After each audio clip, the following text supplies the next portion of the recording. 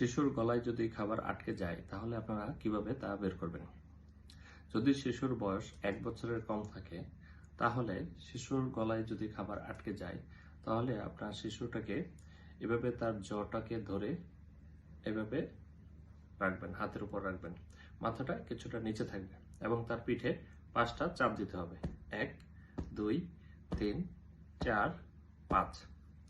যদি 5টা চাপ দেওয়ার পরে তার মুখ থেকে খাবার বের হয়ে চলে আসে তাহলে তো ভালো, আর যদি তারপরও না আসে তাহলে তার চেস্টের উপর 2 আঙ্গুল দিয়ে এভাবে প্রেস করবেন 5 বার।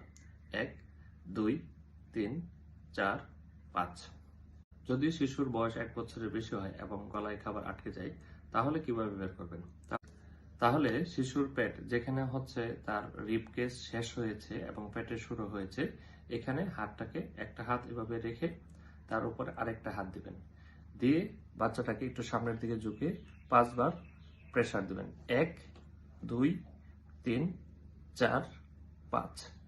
প্রেসার দেওয়ার সময় আপনার প্রেসারটা থাকবে ভিতরের দিকে এবং কিছুটা উপরের দিকে।